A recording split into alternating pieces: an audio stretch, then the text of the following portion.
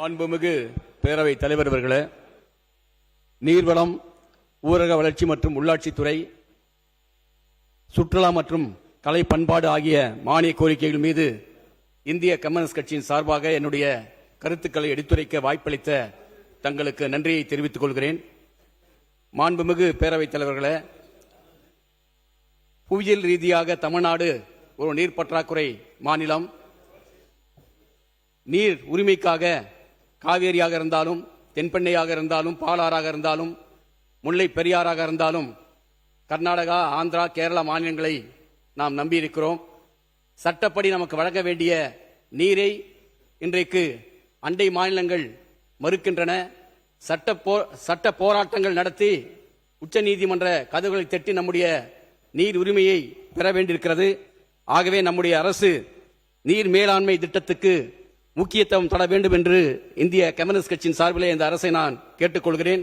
குறிப்பாக மழை பொழிவு என்பது தமிழ்நாட்டில் தென்கிழக்கு பருவமழை, அதே போல வடமேற்கு பருவமழை என்பது ஒரு ஆண்டுக்கு மழை பொழிவு பார்த்தால் 950 மில்லிமீட்டர் அளவுக்கு மழை பெய்கிறது. அந்த மழை நீரை சேமித்தால் குறிப்பாக காவேரி, தென்பெண்ணை, பாலாற்றில் மட்டும் 150 TMC தண்ணீரை நாம் சேமிக்க முடியும். அதே போல தமிழ்நாட்டில் இன்றைக்கு 40,000 குளம், குட்டை, ஏரிகள் என்பது இருக்கிறது. அவை ஆக்கிரமிக்கப்பட்டு தூர்வாராமல் இன்றைக்கு 25,000 குளம், குட்டை, ஏரிகள் இருக்கின்றன. அந்த குளம், குட்டை, ஏரிகளை தூர்வாரினால் நாம் 150 TMC தண்ணீரை சேமித்து வைக்க முடியும். ஆகவே அந்த நீர் மேலாண்மை திட்டங்களுக்கு இந்த அரசு நிதி ஒதுக்கீடு செய்ய வேண்டும் என்று கேட்டுக்கொள்கிறேன். அதே போல இன்றைக்கு மழைநீர் சேகரிப்பு, அதாவது ஒரு மக்கள் இயக்கமாக அந்த மழைநீர் சேமிப்பு இயக்கத்தை நாம் முன்னெடுக்க வேண்டும். அது தனியார் வீடுகளாக இருந்தாலும், தொழிற்சாலைகள் இருந்தாலும், அரசு கட்டிடங்கள் இருந்தாலும் அதற்கான அனுமதி வழங்கும் போது மழைநீர் சேகரிப்பு திட்டத்தை நிறைவேற்றினால்தான் அந்த அனுமதி வழங்கப்படும் என்று அறிவித்து மழைநீர் சேகரிப்பு திட்டத்தை ஒரு சமூக இயக்கமாக நம்முடைய அரசு எடுத்துக்கொள்ள செல்ல வேண்டும் என்று இந்த நேரத்தில் நான் கேட்டுக்கொள்கிறேன்.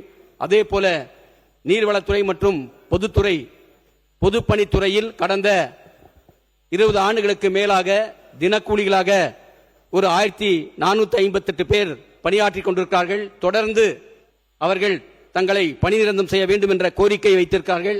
தொடர்ந்தும் இந்த அவையில் 20 ஆண்டு காலமாக அந்த கோரிக்கை வைத்துக் கொண்டிருக்கிறேன். நம்முடைய மாண்புமிகு அமைச்சர் அவர்கள் இந்த கோரிக்கையை நிறைவேற்றி தர வேண்டும் என்று கேட்டுக்கொள்கிறேன்.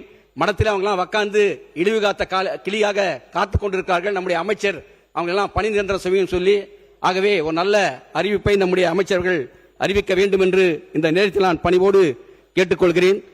மாண்புமிகு பேரவைத் தலைவர்களே, இன்றைக்கு தென்பெண்ணை ஆற்றின் குறுக்கே கிருஷ்ணகிரி மாவட்டத்தில் எண்ணெய்க்குள் புதூர் திட்டம் என்பது இன்றைக்கு நிறைவேற்றப்பட்டு கிருஷ்ணகிரி மாவட்டத்தில் 3 சட்டமன்ற தொகுதிகளில் கிருஷ்ணகிரி, பர்கூர், அதே போல ஊத்தங்கரை சட்டமன்ற தொகுதியில் சுமார் 5000 ஏக்கர் பாசன வசதி பெறுகின்ற ஒரு 10,000 ஏக்கர் நிலத்தடி நீர் பயன்படுகின்ற அந்த திட்டத்துக்கு கடந்த கால ஆட்சியிலே, அதாவது 275 கோடி ரூபாய் நிதி ஒதுக்கீடு செய்யப்பட்டு அந்த நில எடுப்புக்காக 70 கோடி ரூபாய் அந்த நிதி ஒதுக்காமல் இன்றைக்கு அந்த பணிகள் 39% பணிகளோடு இன்றைக்கு தடைப்பட்டிருக்கிறது. ஆகவே கூடுதலாக நில ஒதுக்கீட்டுக்காக 70 கோடி ரூபாயும், அதே போல அந்த பணிகளை மேற்கொள்ள கூடுதலாக ஒரு 150 கோடி ரூபாய் நிதியை ஒதுக்கிட்டு அந்த எண்ணெய்க்குள் புது திட்டத்தை இந்த அரசு நிறைவேற்றி தர வேண்டும் என்று இந்த அவையிலே நான் மாண்புமிகு அமைச்சர்களை கேட்டுக்கொள்கிறேன். அதே போல வாணி வட்டியாறு திட்டம், தொடர்ந்து இந்த திட்டத்துக்கான திட்ட மதிப்பீடுகள் செய்யப்பட்டு நிதி ஒதுக்காமல் கடந்த 20 ஆண்டு காலமாக இந்த திட்டம் நிலுவையில் இருக்கிறது. இந்த திட்டத்தையும் நம்முடைய அரசு நிறைவேற்றி தர வேண்டும் என்று கேட்டுக்கொள்கிறேன். அதே போல தென்பெண்ணை ஆற்றின் குறுக்கே தொரப்பள்ளி என்ற இடத்தில் தடுப்பணை கட்டி லிப் இரிகேஷன் மூலமாக காரகாண்டப்பள்ளி, பைரமங்கலம், கெலமங்கலம், அதே போல நாகமங்கலம், உத்தனப்பள்ளி இந்த பகுதிகளில் 100 ஏரிகளுக்கு நீரேற்றும் திட்டம், அதாவது திட்ட அறிக்கை தயாரிக்கப்பட்டு அந்த பணிகளும் கடந்த 15 ஆண்டுகளாக நிலுவையில் இருக்கிறது. ஆகவே அந்த திட்டத்தையும் நம்முடைய அரசு நிறைவேற்றி தர வேண்டும் என்று இந்த நேரத்தில் நான் பணிவோடு கேட்டுக்கொள்கிறேன். அதே போல இன்றைக்கு தென்பெண்ணை ஆற்றின் குறுக்கே பாத்தீங்கன்னா இன்னைக்கு நந்திமலையில் உற்பத்தி ஆகி வருகின்ற அந்த தென்பெண்ணை ஆற்றின் குறுக்கு இன்றைக்கு கர்நாடகா யார்கோல் என்ற இடத்திலே இன்னைக்கு தடுப்பணை கட்டியிருக்காங்க. அந்த தடுப்பணை கட்டப்பட்ட காரணத்தினால் இன்றைக்கு தென்பெண்ணை வரத்து என்பது தண்ணீர் வரத்து குறைந்திருக்கிறது. இது போல தென்பெண்ணை ஆற்றின் குறுக்கே கர்நாடகா தொடர்ந்து தடுப்பணைகளை கட்டுவதை நம்முடைய அரசு எச்சரிக்கையோடு இருந்து தடுத்து நிறுத்த வேண்டும் என்று இந்த நேரத்தில் நான் கேட்டுக்கொள்கிறேன். அதே போல பாலாறு, இன்னைக்கு பாலாறு தமிழ்நாட்டில் பாத்தீங்கன்னா இன்னைக்கு 222 கிலோமீட்டர் பயணிக்குது. ஆந்திராவில் 33 கிலோமீட்டர் தூரம் பயணிக்கிறது. அந்த 33 கிலோமீட்டர் தூரத்தில் ஏற்கனவே பாலாற்றில் 20 தடுப்பணைகள் கட்டப்பட்டிருக்கு. மேலும் 30 தடுப்பணைகள் கட்டப்படும் என்று அறிவித்திருக்கிறார்கள். 500 மீட்டருக்கு ஒரு தடுப்பணை கட்டப்பட்டு இன்றைக்கு பாலாறு என்பது வெறும் பாலைவனமாக மாறியிருக்கிறது.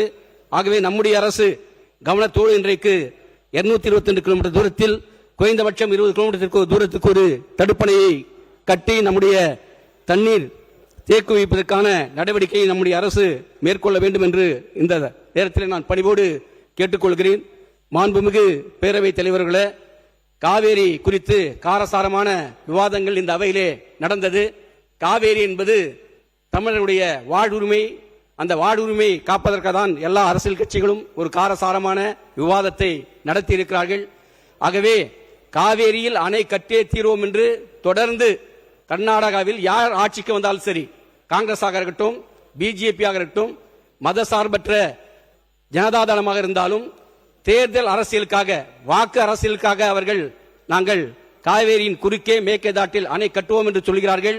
உறுதியோடு சொல்கிறோம், மேகேதாட்டில் ஒரு செங்கலை கூட கர்நாடக அரசு எடுத்து வைக்க முடியாது. ஏனென்றால் நம்முடைய நடுவர் மன்ற இறுதி தீர்ப்பு 2007, உச்சநீதிமன்றத்துடைய இறுதி தீர்ப்பு 2018 தெளிவாக சொல்லப்பட்டிருக்கிறது. கடைநிலை மாநிலங்கள் தமிழ்நாடு, பாண்டிச்சேரி, அதே போல கேரளாவுடைய அனுமதி இல்லாமல் முதல் மடை மாநிலமான கர்நாடகா எந்த விதமான கட்டுமான பணிகளும் மேற்கொள்ளக்கூடாதுன்னு சொல்லி இந்த தீர்ப்பு தொடர்ந்து 2033 வரை, அதாவது 2018 2033 வரை நடைமுறையில் இருக்கும். அந்த தீர்ப்பை 4 மாநிலங்களும் ஏற்க வேண்டும் என்று சொல்லப்பட்டிருக்கிறது. இவ்வாறு இருக்கும்போது நாடாளுமன்ற உறுப்பினர், அதாவது தமிழ்நாட்டை சேர்ந்தவர், கேள்வி கேட்கும் போது ஒன்றிய நீர்வளத்துறை அமைச்சர் சொல்றாரு, ஆகவே நாங்கள் காவேரியின் குறுக்கே மேகதாட்டில் அணை கட்டுவதற்கு கர்நாடகாவுக்கு அனுமதி தர மாட்டோம் சொல்லி. ஆனால் கர்நாடகாவில் அனைத்து கட்சி கூட்டத்தில் நீர்வளத்துறையுடைய இணையமைச்சர் சோமண்ணா சொல்றாரு, மத்திய அரசு அதாவது மேகதாட்டின் குறுக்கே அணை கட்ட அனுமதி கொடுக்கும் திட்டம் எங்களிடத்தில் இருக்கிறது சொல்லி. ஆகவே ஒன்றிய அரசு காவேரி விவகாரத்தில் இரட்டை வேடம் போடுகிறது. இரு மாநிலங்களுக்கிடையே நதிநீர் பிரச்சனை வந்தால் ஒன்றிய அரசு நடுநிலைமையோடு இருந்து சார்பினை இல்லாமல் அந்த பிரச்சனையை தீர்க்க வேண்டும். தொடர்ந்து ஒன்றிய பாஜக அரசு தமிழ்நாட்டுக்கும் தமிழ் மக்களுக்கும் தமிழக விவசாயிகளுக்கு எதிராக செயல்படுகிறது என்பதை இந்த மன்றத்தில் நான் பதிவு செய்ய விரும்புகிறேன். அதே போல இன்றைக்கு காவேரி அணை கர்நாடகாவை தொடர்ந்து கால் எடுத்து வைக்கின்ற தொகுதி என்னுடைய தொகுதி. அதாவது இன்றைக்கு பிலிகுண்ட்ல தான் இன்னைக்கு நமக்கு வழங்கப்படுகின்ற 177.25 TMC தண்ணீரை அளவிடுகிறோம். அந்த பிலிகுண்டு என்னுடைய தொகுதியில் இருக்கு. அதுக்கு மேலதான் ராசி மணல் இருக்கு. காமராஜர் பெருந்தலைவர் காமராஜர் காலத்திலேயே ராசி மணலில் அணை கட்ட வேண்டும் என்று அதற்கான அடிகள் நாட்டப்பட்டு அந்த திட்டம் நிலுவையில் இருக்கிறது. ராசி மணலில் அணை கட்டுவதை கர்நாடக விவசாயிகளும் எதிர்க்கவில்லை. ஏனென்றால் மேகேதாட்டில் அணை கட்டப்பட்டால், அதாவது மாண்டையா டிஸ்ட்ரிக்டில் இருக்கிற விவசாயிகள் பாதிக்கப்படுகிறார்கள். ஆகவே ராசி மணலில் அதாவது அணை கட்டப்பட்டால் தமிழ்நாடு விவசாயிகளுக்கும் அதே போல கர்நாடக விவசாயிகளுக்கும் பயனுள்ளதாக இருக்கிறது. ஆகவே ராசி மணலில் அணை கட்டுவதற்கான நடவடிக்கையை நம்முடைய அரசு மேற்கொள்ள வேண்டும் என்று இந்த நேரத்தில் நான் பணிவோடு கேட்டுக்கொள்கிறேன். மாண்புமிகு பேரவைத் தலைவர்களே, உலக மாமேதை காரல் மார்க்ஸ் கூறினார், ஒரு நாட்டுடைய வளர்ச்சி என்பது அந்த நாட்டிலே உயர்ந்து நிற்கின்ற கட்டடங்களின் அளவீடு அல்ல. ஒரு நாட்டுடைய வளர்ச்சி என்பது கடைகோடி கிராமத்தில் இருக்கின்ற ஏழை எளிய விவசாயி, தொழிலாளி, பழங்குடி மற்றும் பட்டியல மக்களுடைய சமூக பொருளாதார மேம்பாட்டுடைய அளவீடு என்று சொல்லி, அவ்வாறு இருக்கும்போது நம்முடைய உள்ளாட்சி அமைப்புகளுக்கு குறிப்பாக கடந்த 2 ஆண்டுகளாக தேர்தலை நடைபெறவில்லை. இன்றைக்கு பணிகள் எல்லாம் உள்ளாட்சி அமைப்பிலே தேங்கி கிடக்கின்றன, ஸ்தம்பித்து போயிருக்கின்றன. ஆகவே உள்ளாட்சி அமைப்புகளுக்கான தேர்தலை காலம் தாழ்த்தாமல் நம்முடைய அரசு நடைமுறைப்படுத்த வேண்டும், தேர்தல் நடத்த வேண்டும் என்று இந்த நேரத்தில் நான் கேட்டுக்கொள்கிறேன். அதே போல கிருஷ்ணகிரி மற்றும் தருமபுரி மாவட்டங்களில் நிலத்தடி நீரில் புளோரைடு அதிகமாக இருப்பதால் புளோரோசிஸ் என்ற நோய் ஏற்பட்டு பல் சிதைவு, எலும்பு சிதைவு, மூட்டு வலி போன்ற நோய்கள் ஏற்படுகின்றன. ஆகவேதான் அந்த 2 மாவட்ட மக்களுடைய குடிநீர் தேவையை போக்குவதற்காக 2008 திராவிட முன்னேற்ற கழக தலைமையிலான அரசு அன்றைக்கு 1928 கோடி ரூபாய் நிதி ஒதுக்கீடு செய்யப்பட்டு ஒகேனக்கல் கூட்டு குடிநீர் திட்டம் 1 நிறைவேற்றப்பட்டது. அதன் பிறகு பல குடியிருப்புகள் விடுபட்டன. சுமார் 12,622 குடியிருப்புகள் விடுபட்டன. ஆகவே அதற்காக கடந்த 2025 ஆண்டு அதாவது ஒகேனக்கல் கூட்டு குடிநீர் திட்டம் phase 3க்காக நிதி ஒதுக்கீடு செய்யப்பட்டது. ஆனால் ஒன்றிய அரசு ஜல்ஜீவன் திட்டத்தில் அதற்கான தன்னுடைய பங்கை செலுத்தாத காரணத்தினால் இன்றைக்கு கிருஷ்ணகிரி, தருமபுரி மாவட்டத்தில் அந்த ஒகேனக்கல் கூட்டு குடிநீர் திட்டம் 3வது பணிகள் இன்றைக்கு நிலுவையில் இருக்கிறது. ஆகவே நம்முடைய மாண்புமிகு நீர்வளத்துறை அமைச்சர் ஒன்றிய அரசை தொடர்பு கொண்டு அந்த ஜல்ஜீவன் திட்டத்தில் phase 3க்காக ஒன்றிய அரசு அறிவிக்கப்பட்ட அந்த நிதியை விடுவித்து அந்த ஒகேனக்கல் கூட்டு குடிநீர் திட்டம் 3ஆம் கட்ட பணிகளை தொடங்குவதற்கு இந்த அரசு முன்முயற்சி எடுக்க வேண்டும் என்று கிருஷ்ணகிரி, தருமபுரி மாவட்ட மக்களின் சார்பாக நான் பணிவோடு இந்த அவையிலே கேட்டுக்கொள்கிறேன். மாண்புமிகு பேரவை தலைவர்களே, இன்றைக்கு வீடுகளை குறித்து நாம் பேசிக் கொண்டிருந்தோம். சமீபத்தில் நாட்டுடைய 80வது சுதந்திர தினத்தை கொண்டாடி கொண்டிருக்கிறோம். நாடு சுதந்திரம் பெற்று 80 ஆண்டுகளாயும் இன்றைக்கு இந்த நாட்டில் 1/3 பகுதி மக்களுக்கு குடியிருப்பதற்கு வீடுகள் இல்லாமல், இன்றைக்கு கையளம் நிலவு கூட இல்லாமல் இந்த நாட்டுடைய பிரஜைத்தான் என்று சொல்லிக் கொள்ள முடியாமல் இருக்கிறார்கள். காக்கா குருவி கூட இன்றைக்கு கூடு இருக்கிறது. ஆகவேதான் வீடு என்பது இந்த சமுதாயத்தில் மிகவும் அவசியமானது. ஆகவேதான் கடந்த திராவிட முன்னேற்ற கழக ஆட்சியில் கலைஞர் கனவு திட்டம் என்ற பெயராலே அன்றைக்கு 3.10 லட்சம் மதிப்பீட்டில் அந்த கான்கிரீட்டில் கட்டும் திட்டத்தை கொண்டு வந்தார்கள். இன்றைக்கு நம்முடைய அரசு அதற்காக 5 லட்சம் ரூபாய் ஒரு வீட்டுக்காக உயர்த்தி வழங்கியிருப்பதை வரவேற்கின்ற அதே வேளையில் இன்றைக்கு கட்டுமான பொருட்கள், கம்பி, மணல், ஜல்லி இது எல்லாமே உயர்ந்திருக்கிறது. ஆகவே கட்டுமான பொருட்கள் உயர்வுக்கேற்ப அந்த வீட்டுக்கான மதிப்பீட்டை 10 லட்சம் ரூபாயாக உயர்த்த வேண்டும் என்று அரசை நான் கேட்டுக்கொள்கிறேன்.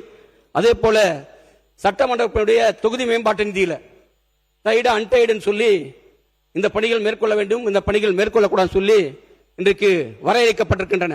குறிப்பா ஏற்கனவே சொன்ன மாதிரி கிருஷ்ணகிரி, தருமபுரி மாவட்டத்தில் புளோரைடு அதிகமாக தண்ணீர் இருப்பதால் கிராமங்களில் போனா பஸ் கேட்பதே ஆர்ஓ பிளான்ட் போட்டு கொடுங்க, சுத்திகரிக்கப்பட்ட தண்ணீர் பிளான்ட் போட்டு கொடுக்க சொல்லி கேட்கிறாங்க. இன்னைக்கு அந்த நிதியை பயன்படுத்துவதிலே இன்னைக்கு தடையாக இருக்கிறது. அந்த தடையை நீக்கி குறிப்பாக கிருஷ்ணகிரி, தருமபுரி மாவட்டங்களில் அந்த சட்டமன்ற உறுப்பினர்கள் அந்த ஆர்ஓ பிளான்ட் அமைப்பதற்காக நம்முடைய அரசு மேற்கொள்ள வேண்டும் என்று இந்த நேரத்தில் நான் கேட்டுக்கிறேன். அதே மாதிரி பாத்தீங்கன்னா ஐமாஸ் லைட் கிராமத்தில் போனீங்கன்னா கோயில் முன்னாடி பாத்தீங்கன்னா அந்த ஐமாஸ் லைட் வேணும்னு சொல்லி கேட்டுப்பாங்க. அந்த ஐமாஸ் லைட்டும் பாத்தீங்கன்னா இன்னைக்கு சட்டமன்ற நிதியிலிருந்து போட முடியதில்லை, நாடாளுமன்ற உறுப்பினர் நிதியிலிருந்து போடுறாங்க. ஆகவே மக்கள் கோரிக்கை ஏற்று அந்த ஐமாஸ் லைட் சட்டமன்ற உறுப்பினர் நிதியிலிருந்து ஒதுக்கீடு செய்வதற்காக நம்முடைய ஊரக வளர்ச்சித்துறை நடவடிக்கை மேற்கொள்ள வேண்டும் என்று இந்த நேரத்தில் நான் கேட்டுக்கிறேன். அதே மாதிரி பாத்தீங்கன்னா இன்னைக்கு ஊராட்சி செயலாளர்கள் தமிழ்நாடு முழுக்க பாத்தீங்கன்னா கிராமப்புற உள்ளாட்சி அமைப்புகளில் ஒரு 1500 ஊராட்சி செயலாளருடைய காலி பணியிடங்கள் இருக்கு.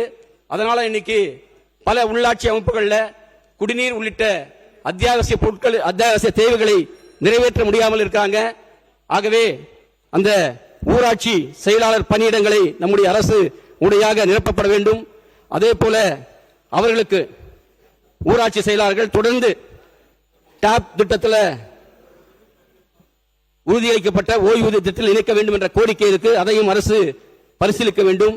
அதோடு இல்லாம ஊராட்சி செயலாளர்கள் 10 வருஷம் பணியாற்றவர்களை தேர்வு நிலையாகவும், அதே போல 20 ஆண்டுகள் பணியாற்றவர்களை சிறப்பு தேர்வு நிலையாகவும், அதாவது ஊதிய உயர்வு வழங்க வேண்டும் என்ற கோரிக்கை இருக்கிறது. அதையும் அரசு கனிவோடு பரிசீலிக்க வேண்டும் என்று இந்த நேரத்தில் நான் கேட்டுக்கிறேன். அதே மாதிரி பாத்தீங்கன்னா இன்னைக்கு மகாத்மா காந்தி தேசிய ஊரக வேலைவாய்ப்பு திட்டம் 2005ஆம் ஆண்டு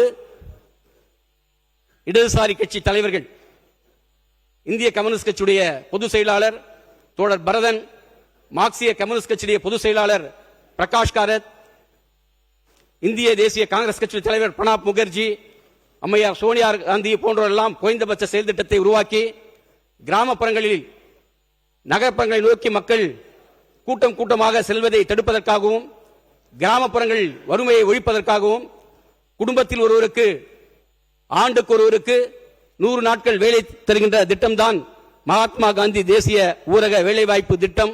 இது திட்டம் அல்ல, சட்டம். ஆனால் இன்றைக்கு அந்த மகாத்மா காந்தி பெயரை பிடிக்காதவர்கள் இன்றைக்கு விபிஜி ராம்ஜி என்ற அந்த திட்டத்தின் பெயரை மாற்றியிருக்கிறார்கள். ஆகவே மகாத்மா காந்தி தேசிய ஊரக வேலைவாய்ப்பு சட்டத்தில் அவருக்கான பணிக்கான பாதுகாப்பு இருந்தது. 100 நாட்கள் கட்டாயம் வழங்க வேண்டும். எந்த பணிகளை செய்வது என்பதை உள்ளாட்சி அமைப்புகளை தீர்மானிக்கக்கூடிய அதிகாரம் இருந்தது. ஆனால் இன்றைக்கு மோடியால் கொண்டு வந்திருக்கின்ற சட்டத்தில் அதாவது எந்த விதமான பாதுகாப்பும் அந்த மக்களுக்கு இல்ல. இன்னைக்கு 100 நாட்களுக்கு உத்தரவாதம் இல்ல. அதோடு இல்லாம எந்த பணிகளை செய்வது என்று அதிகாரிகள் தேர்வு செய்யறாங்க. இன்னைக்கு ஒன்றிய அரசாங்கம் நிதி ஒதுக்கினாதான் அந்த பணிகளே செய்ய முடியும். அதோடு இல்லாம இன்னைக்கு மாநில அரசுகளுக்கு நிதி சுமை கூடுதலா இருக்கு. இன்னைக்கு ஏற்கனவே மாநிலங்கள் நிதி சுமையில் இருக்காங்க. நம்முடைய பங்களிப்பாக இன்னைக்கு மாநில அரசுகள் 40% வழங்க வேண்டி இருக்கு. ஆகவே இந்த திட்டத்தின் நோக்கம் முழுமையாக மாநில அரசுகள் நிதி பகிர்வு வழங்கவில்லை என்று சொல்லி மகாத்மா காந்தி தேசிய ஊரக வேலைவாய்ப்பு திட்டத்தை சிதைக்கும் முயற்சியை ஒன்றிய அரசு ஈடுபட்டு வருகிறது. இன்றைக்கு பிஜேபி ஆட்சி செய்கின்ற ராஜஸ்தான், மகாராஷ்டிரா போன்ற மாநிலங்கள் கூட இந்த திட்டத்தை நடைமுறைப்படுத்தவில்லை. ஆகவே நம்முடைய அரசு இதை குறித்து சிந்திக்க வேண்டும் என்று இந்த நேரத்தில் கேட்டுக்கொண்டு இறுதியாக உறுப்பினர் நீங்கள் சொல்லுகிற போது இந்திய பிரதமர் மாண்புமிகு மோடின்னு சொல்ல, வெறும் மோடி அப்படி சொல்லாதீங்க. மாண்புமிகு இல்ல, தவறுதா சொல்லியிருந்தா மன்னிக்கவும். இந்திய நாட்டுடைய பிரதமர் மோடி அவர்கள், மாண்புமிகு பிரதமர் மோடி அவர்கள்.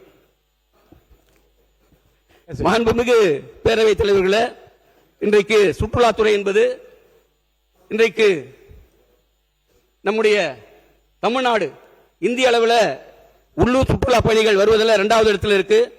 அதே மாதிரி ஆண்டுக்கு 30 கோடி சுற்றுலா பயணிகள் இன்றைக்கு தமிழ்நாட்டுக்கு வந்துட்டு போறாங்க. இன்னைக்கு பொருளாதாரத்தை மட்டுமல்ல, வேலை வாய்ப்புகளை உருவாக்கக்கூடிய ஒரு துறையா இன்றைக்கு சுற்றுலாத்துறை இருந்து கொண்டிருக்கிறது. நம்முடைய தமிழ்நாட்டில் பாத்தீங்கன்னா கோயில் சுற்றுலா, பாரம்பரிய சுற்றுலா, இயற்கை சுற்றுலா, கடற்கரை சுற்றுலா, தொல்லியல் சுற்றுலா என்று ஏராளமான சுற்றுலாக்கள் இருக்கின்றன.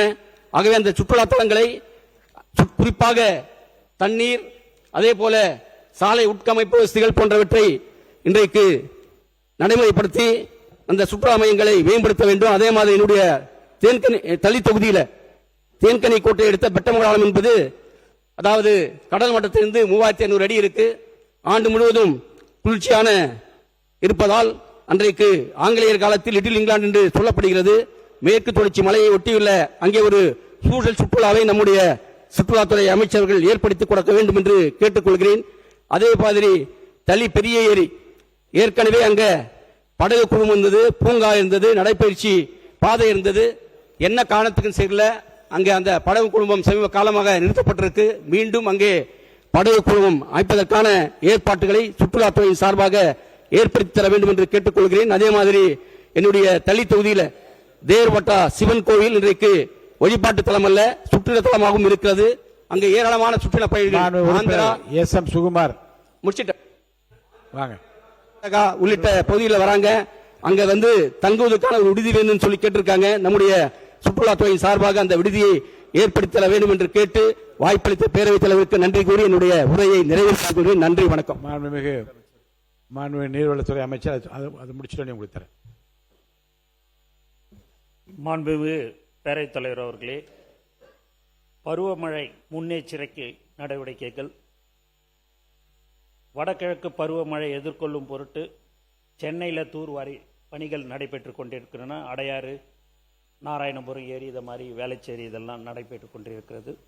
மேலும் பருவமழை முன்னெச்சரிக்கை பணிகளுக்கு ரூபாய் 42 கோடி ஒதுக்கீடு செய்யப்பட்டு டெண்டர் கேட்கப்படும் நிலையில் உள்ளது.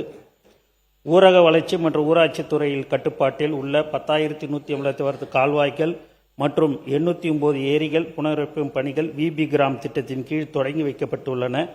இதற்காக ரூபாய் 500 கோடி ஒதுக்கீடு செய்யப்பட்டுள்ளது. இதன் மூலம் 6 லட்சம் பேருக்கு ஊரக வேலைவாய்ப்பு உறுதி செய்யப்பட்டுள்ளது. பேரவைத் தலைவர்களே, மாண்பு உறுப்பினர் அவர்கள் கேட்டாங்க. கண்டிப்பாக அவங்களுக்கு அந்த 150 நாட்கள் வேலை கண்டிப்பாக கொடுக்கப்படும். அதுக்கு தகுந்தால் போல் மாண்பு முதலமைச்சர்கிட்ட வரவு செலவு பணம் அதற்குண்டான நிதி கண்டிப்பாக ஒதுக்கி அதுக்கு பண்ணுவோம் என்பதை தெரிவிச்சுக்கிறேன். அது மட்டும் இல்லாமல் ரோட்டரி கிளப் மூலமாக ஒரு 700 ஏரி குளங்களை தூர் வாரத்துக்கு ஏற்பாடு செய்யப்பட்டுள்ளது. அதற்கு அடுத்தபடியாக சிஎஸ்ஆர் ஃபண்டிலிருந்தும் தூர் வாரத்துக்கு உண்டான அனைத்து முயற்சிகளும் மேற்கொள்ளப்பட்டு இருக்கிறது என்பதை மாண்பு பேரவைத் தலைவர் வாயிலாக தெரிவித்துக் கொள்கிறேன்.